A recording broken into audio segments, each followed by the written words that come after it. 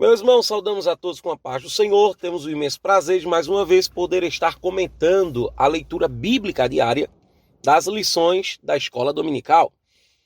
Hoje estamos estudando a lição de número 11, o presbítero, bispo ou ancião. Leitura diária da quarta-feira encontra-se em primeira carta de Paulo a Timóteo, capítulo 4, versículo 14, que diz assim: não desprezes o dom que é em ti, o qual te foi dado por profecia com a imposição das mãos do presbitério. O tema da nossa leitura de hoje é a ação do presbitério.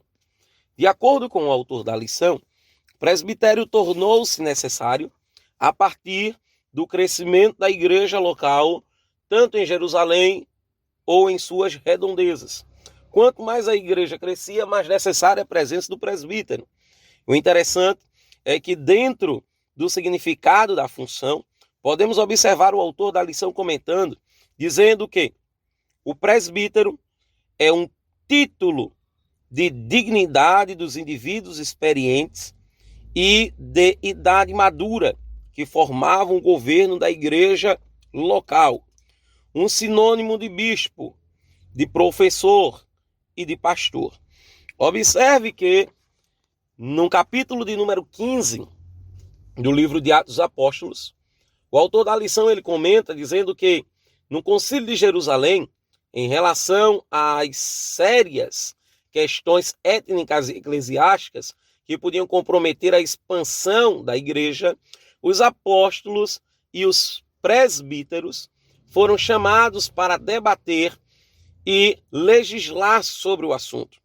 Em seguida, os presbíteros foram enviados a Antioquia para orientar os irmãos sobre a resolução dos problemas que perturbavam os novos convertidos. O interessante, queridos irmãos, é que o presbitério, na época do Novo Testamento, como falávamos, de suma importância no governo da igreja local. O interessante é que Paulo, ele escreve a Tito, dizendo que o havia deixado em Creta para o estabelecimento do presbítero. O interessante é que a nossa declaração de fé, ela tem algo sobre o assunto e diz a seguinte expressão: os presbíteros, não é? Os termos ancião, presbítero e bispo são sinônimos do Novo Testamento. Até mesmo os apóstolos apresentam-se às vezes como presbíteros, como ocorreu com Pedro e João. Em nossa estrutura de governo, presbíteros e diáconos são cargos locais. Eles são consagrados ou separados nas igrejas locais. Os presbíteros são auxiliares dos pastores. Eles constituem o corpo auxiliar do governo da igreja sob a presidência de um pastor. Observamos os requisitos bíblicos para o exercício desse importante cargo eclesiástico. Convém, pois, que o bispo seja repreensível, marido de uma mulher, vigilante, sóbrio, honesto, hospitaleiro, apto para ensinar, não dado ao vinho, não espancador, não cobiçoso de torpe ganância, mas moderado, não contencioso, não avarento.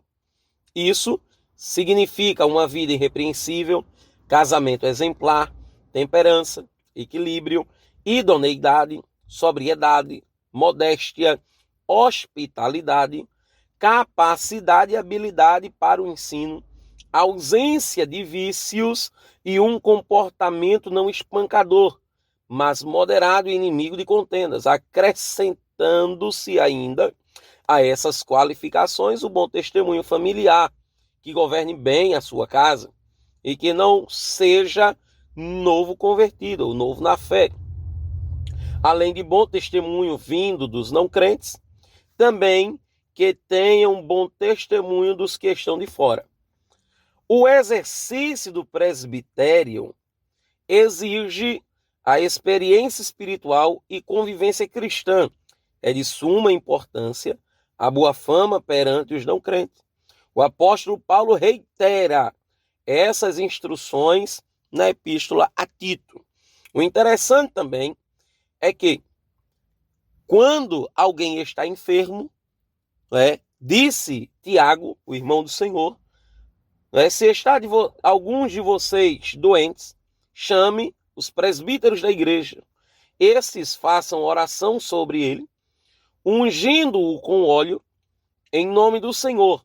E a oração da fé salvará o enfermo.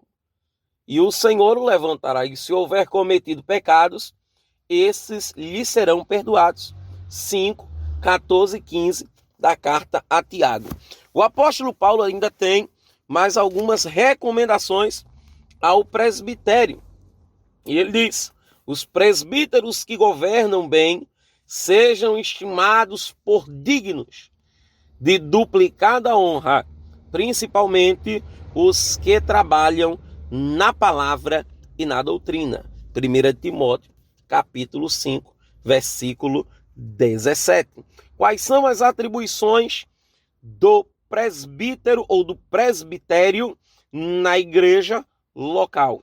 É apacentar a igreja, liderar a igreja e ungir os enfermos. Que Deus nos ajude, nos encha da sua graça nesta manhã tão gloriosa.